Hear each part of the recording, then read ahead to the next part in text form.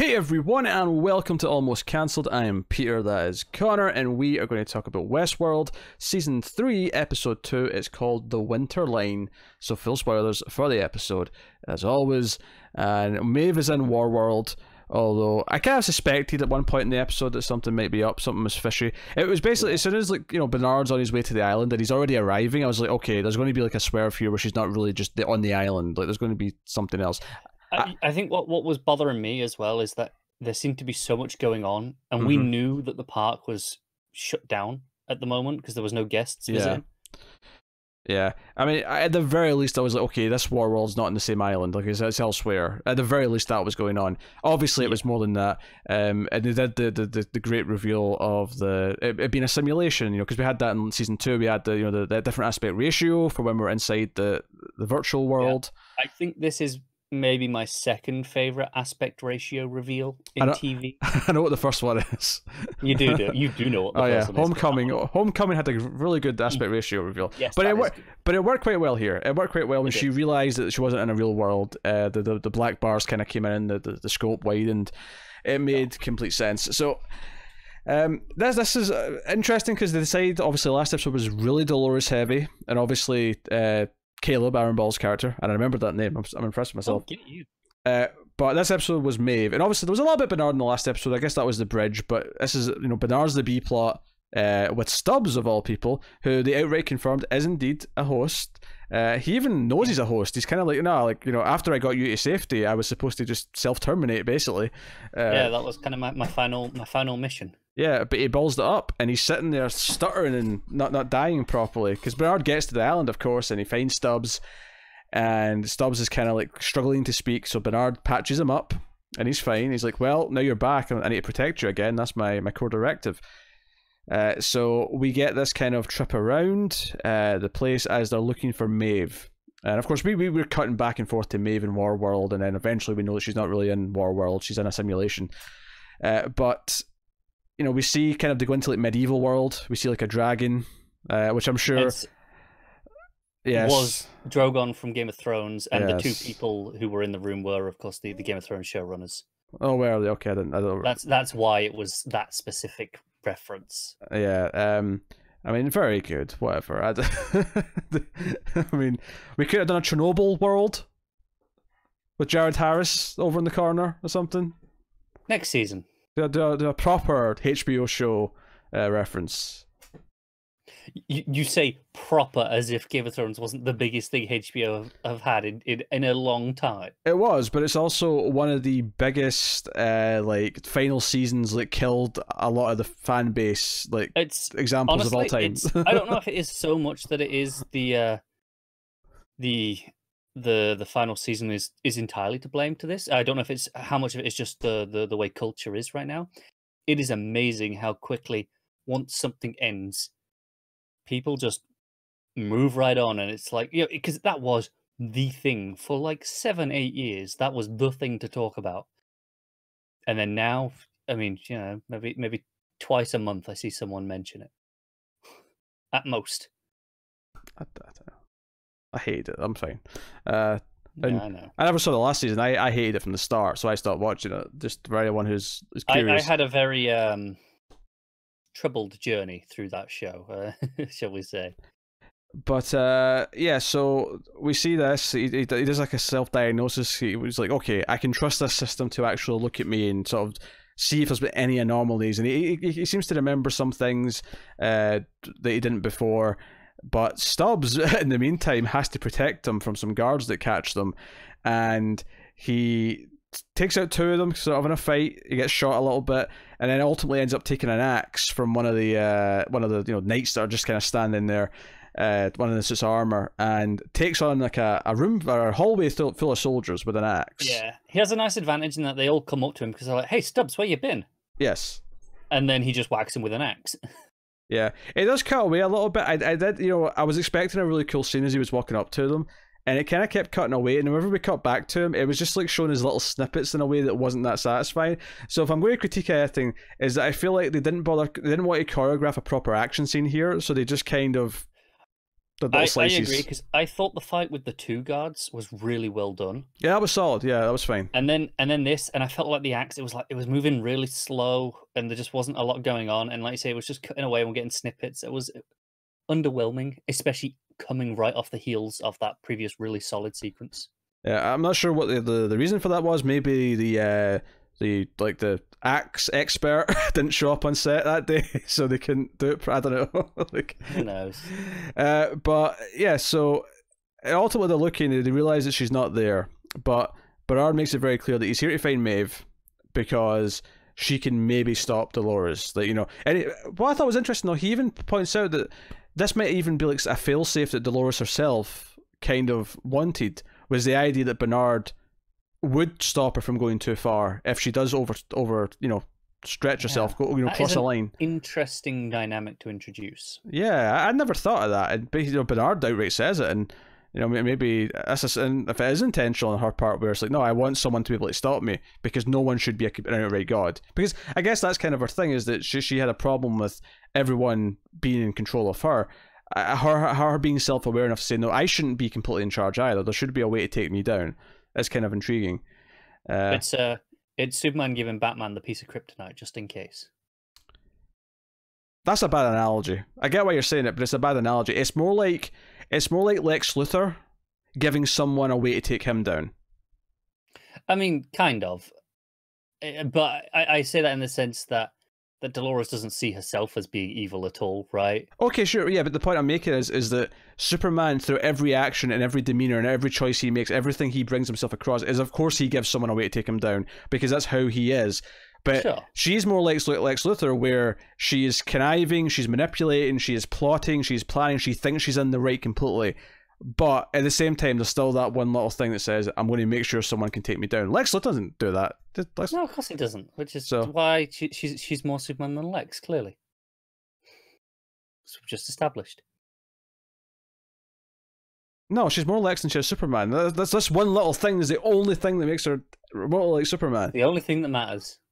Oh, bloody hell. Alright, so yeah, and when they're trying to leave the island, actually, Stubbs is like, okay, once you get to the boat, I'll kill myself, that'll be it. And just very matter of fact.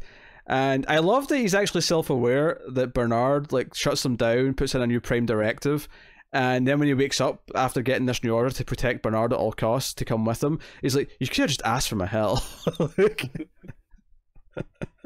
Yeah, didn't have to be a dick about it. Yeah, I feel like this is going to come back to bite him in a really bad way, where he's going to be forced to sacrifice himself for Bernard when there's probably another way out of it, and Bernard's going to feel really guilty about it. Yeah, but he was going to kill himself anyway, so I mean... I know, but I feel like he might still feel guilty. Oh, maybe sure. I'm wrong. I mean, yeah, we probably will still feel guilty, but I don't know if I'd call that backfiring per se, more just a natural outcome, perhaps. Yeah, I mean, unintended consequence, although seemingly inevitable. Yes. But no, it definitely made Stubbs more interesting. Him being a self-aware host, but at the same time he's quite happy to just kill himself, because that was what his final order was. It's interesting. As you were, boss. It separates him from the other hosts we're following, in that he doesn't have. I mean, maybe he'll grow and he'll end up with some sort of free will by the end of it. But at least right now, he doesn't have free will. He's still just following his orders, and that's it. And he knows he's following his orders, and he's happy with that. Yeah, it reminds me a lot of where we were with Teddy in a lot of ways. Sure. In that he didn't really have free will, and he kind of knew he didn't, but he was very aware of what he was. So that's basically that plot, unless I've missed something. I don't think I have, though. No, I will say I really like the moment where it intercut with Maven, where they found the body, and that's kind of as the reveal happens. Yeah, they go to where all the host bodies are. Yeah, that we've seen them before. Yeah. They're in the storage room, and Stubbs is like, well, this is where she'd be, and obviously we're watching this and going, well, she's presumably not in there because she's in Warworld, and it's like, are they making a mistake? Are they in the wrong place? And then it's the reveal, and then they get the body, and you're like, oh, okay, I see now.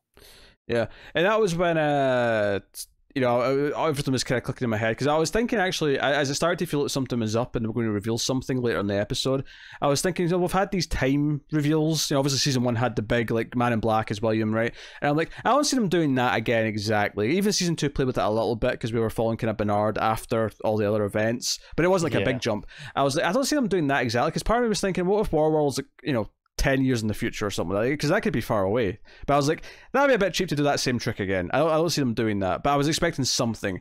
But I actually did kind of like the reveal that, not so much, I mean, that she's in a simulation is fine. It's more the purpose of why she's in the simulation that I really liked. That they're trying to get information to unlock the forge and get all the hosts back. Well, yeah, but more specifically that they think she did it. And that's why they're using her to try and find out what happened. And she's like, no, I didn't do this. Like, I opened the door, but and we know it was Dolores that did this, but like, I never did this. Like, this wasn't me who did that. I have no idea where she sent them.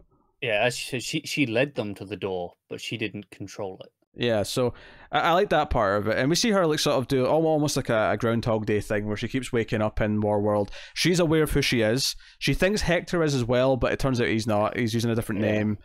All the rest of it. Because very, very quickly in this, I'd kind of clocked that he didn't know. But there's a lot of nice little lines that kind of just play in enough that she buys it. Like, you know, we've got to escape this world.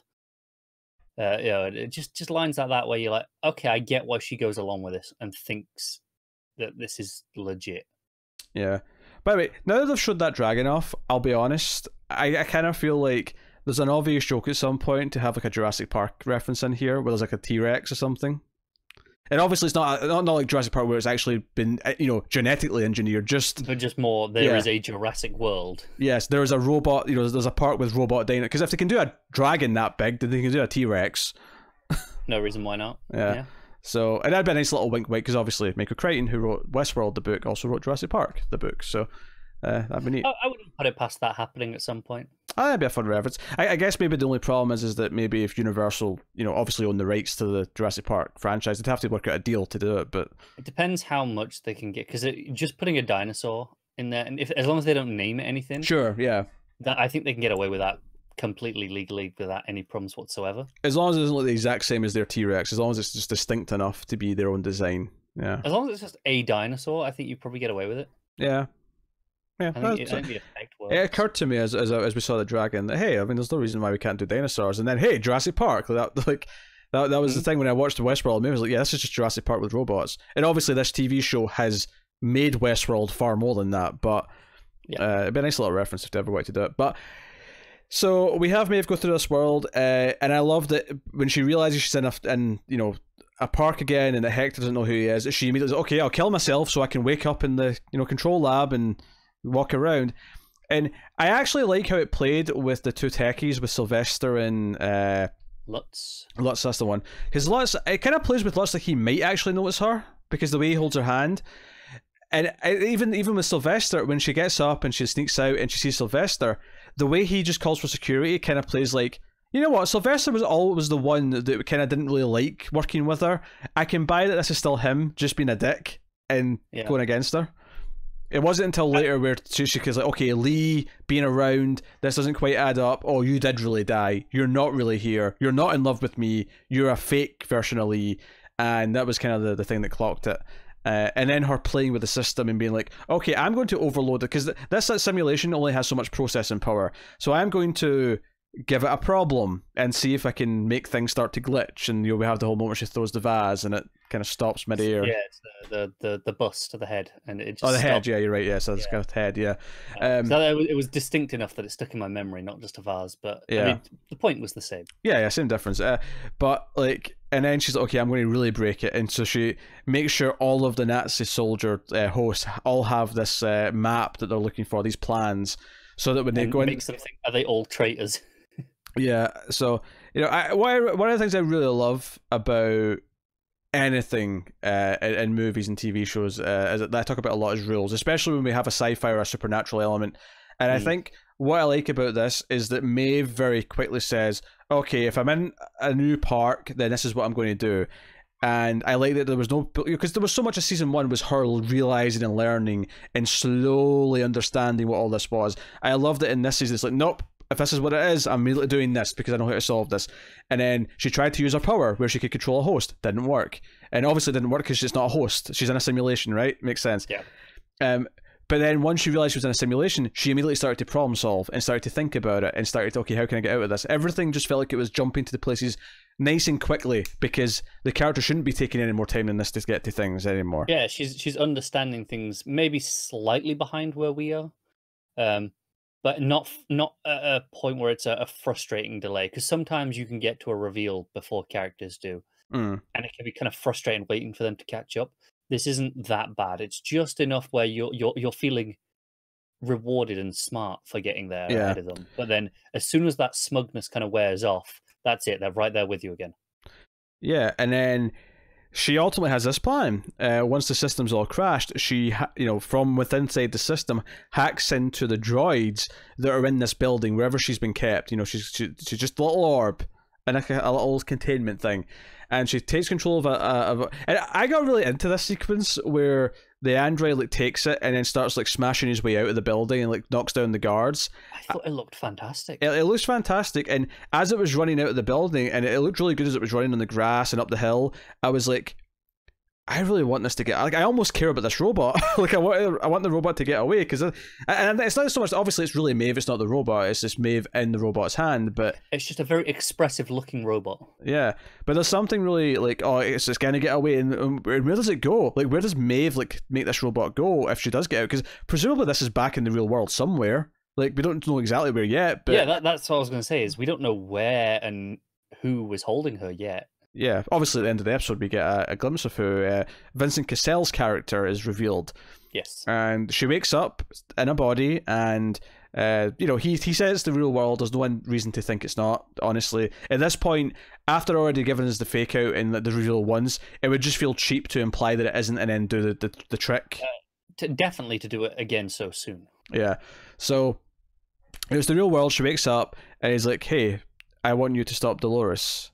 We thought you were the one who was causing problems, and the problem specifically being the machine that he helped build. Also talking about Rehoboam or yes, whatever it was pronounced, and that's really exciting. It's really because we see again that digital kind of orb or the globe again a couple of times this episode. Notably though, it wasn't spinning that much this time. I don't know if that was indicated something or if it was just a choice. I don't know. I know it's obviously in terms of the white screen where it pinpoints the anomalies as well. I can't even remember the one that was at the start where it got into Bernard.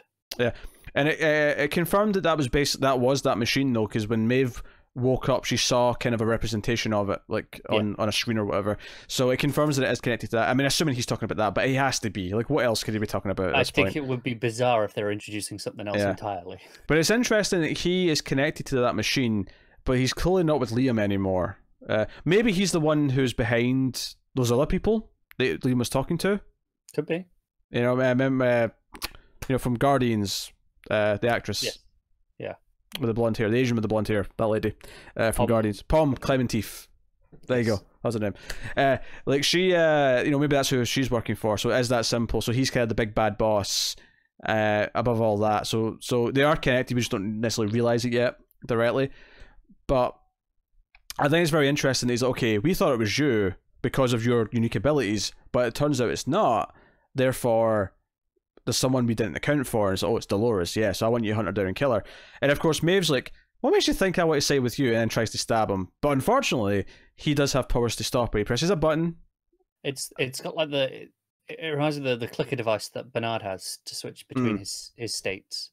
So he does have control over her. Does she still have her powers out here? Now, admittedly, she's not going to run into a lot of droids or hosts out here anyway. I would assume if she runs into hosts for whatever reason, yes. But I think more importantly, it shows just how good she's at hacking because of those abilities. It's not just hosts. She can directly However, voice, but she's had complete control and been able to be aware whenever she's been tried to be controlled by the techs or whoever.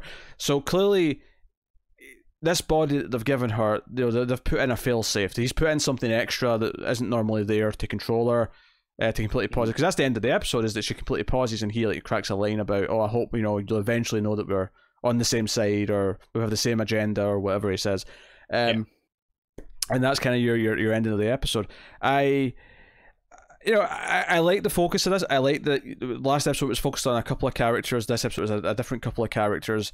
It stops it from being too overwhelming because there's a lot of complex things going on in these plots, and I feel like it makes a lot of sense to introduce it at a slow pace that we understand each thing on its own before. Yeah, I agree. And I really liked having Bernard just as this through line between the two episodes. So while the vast majority of the plot was dedicated to, in this case, Maeve, and last time Dolores, just having Bernard kind of there in the middle, kind of just as the smallest plot in both parts by a significant margin, just kind of balances it out and doesn't make it feel like he's being forgotten about, and makes it still feel kind of equal.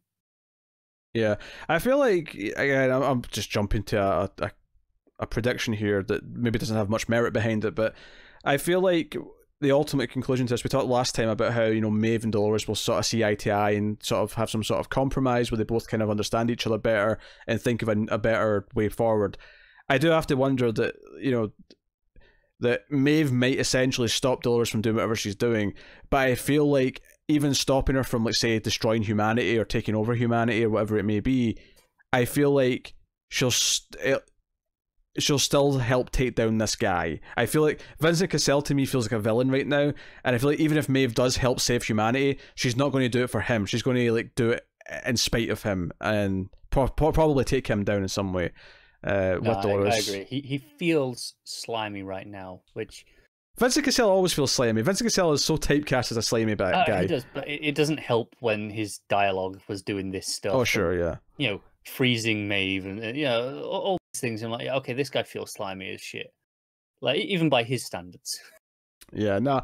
I love Maeve's confidence. I always have in the show, and her kind of wowing people, and because they sort of tease you with that, because we kind of glossed over Lee being around, because that was a whole middle part of the episode, was like Lee walking in and protecting her from the two goons, and then saying she can take her to where her daughter is, and that's kind of like, and there's a part of that there where I'm like, okay, we're going after the daughter thing again, we're kind of over that, but I kind of like that was just a red herring. It was just a little carrot that wasn't real and was never real. Yeah, and there was, it was nice having him around a little bit. There was some fun bits and pieces. I liked when she gives them the math problem to kind of overload the system the first time when she's testing it, and the two of them are there going, why would we answer this? What's going on? And he just goes, she's a World War One, World War Two, Lady Code Breaker. Come on, do your history, and then they just get to it. It kind of give me a chuckle. No, it was really good stuff. I think the episode has a fantastic start and a fantastic end. I love everything it's poking at. Maybe the middle of the plot where she's like been promised her daughter again felt a little bit of a retread in terms of motivation, but ultimately, once it got to the interesting stuff, once she realized what was going on, like I say, her trying to break out by taking control of that android and like just carrying her orb, like I love that sequence. That was so good. More of that kind of stuff. More droid warfare, I think, is what I want to see in this. Because we got a lot of droids walking around. I can see this all being a thing. Down for it. And Bernard, of course, does know that Dolores was looking at Liam as back in the park, and I vaguely remember that scene. Obviously, I don't know if we actually saw. Maybe they even teased his face in that scene or his name, but certainly we never saw him properly until this season. But so he knows where to look. He knows kind of where to maybe find Dolores now, to a point. So he's got a breadcrumb. Yeah, there's a trail. Yeah, so intriguing. I'm really excited about Stubbs following him around and just being his muscle. I think that's a really interesting idea. They've got a nice dynamic, don't they? Yeah. So yeah, I was almost thinking if we're going to do like a Thor reference when he got the axe, because obviously this is Liam's Hemsworth. Hemsworth, yeah. So I thought maybe not Liam. Sorry, Luke. No, is this Liam or Luke? Oh, I forgot which one's which. It is one of them. It's one of the L Hemsworths.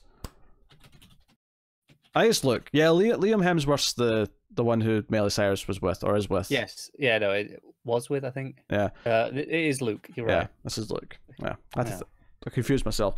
Too many damn Hemsworths, and only one of them really of note. Yes. But I think I like Luke more than Liam, to be honest. I think Luke's got more of a gruff charm to him. I haven't seen Liam in enough stuff to have an opinion. He was in the Hunger Games movies. That's basically. No, I know he was in them, but I don't. I don't remember him enough. It's about the same as what I've seen Luke in Westworld, so I can compare them. No, it's fair. I think it's more where there are people I know I really like who were in those Hunger Games movies who were just okay. Yeah, I don't think it brought out the best of anyone, really. Hey, Bernard was in them. It was, yeah. Oh. So there you go. That's still no Man in Black. Still waiting on him. Yes, and popping up. He is still in a regular. He's still in the titles. And we got 6 episodes left. So I think maybe this rule's changed. It doesn't actually matter anymore. But I believe you have to be in half the episodes to be counted as a regular. So maybe that's bullshit. Maybe that doesn't count anymore. But that used to be a thing. It used to be. I wonder if now it's just contractually we'll pay you all of it because we want to have it there just to throw people off. Yeah. I've done it just because you're a star. You deserve to be billed, even if you're only in 3 episodes. It could be, but more just the idea of we're seeing that name and going, well, he's got to be around. Where is he? What's going on? And then, bam, he's only in the last episode. It's this big kind of swerve. But are they willing to pay for it? But it is interesting that he's this last big facet, this big other character, presumably with his own arc that we're going to get that's not been introduced yet. I would not be surprised if that is the focus of next episode, and in the way that we've kind of cut between them. These last 2. So if we cut to him as the third one, that would be interesting. Yeah, that'd be good. But no, solid episode. Liking what it's building to. This dispute. Can't wait to see more what Dolores' plans are. And I'm excited. I'm excited to see Dolores and Caleb again because I want to see like them together and like where does that go? Where, what is him helping her? Like I'm excited about that stuff. So. I was glad that we kind of did the detour this episode and that we didn't try and shove them in as well because that would have felt really overstuffed. Mm-hmm. But I'm also very excited to actually get back to it. Yep. So good episode. So let us know what you think of episode 2 of Westworld season 3 in the comments. You can like and subscribe, all that stuff. Get us on the Twitters at mail_fuzz for channel updates. If you want to support the show, you can head over to patreon.com/mailfuzztv and support us for as little as $1 per month and help keep all the content coming. You can also rate the podcast on Apple Podcasts, give us 5 stars and a review. You can do that for free, of course, and that helps us out as well because more people will find us that way. But that is otherwise us though. So check out our reviews of devs as well, might be of interest. Star Trek Picard with me and Tara. All these things are going on right now. But that is us. Thank you once again for watching or listening. We always appreciate it. Keep watching TV, guys. Have you got any vanilla?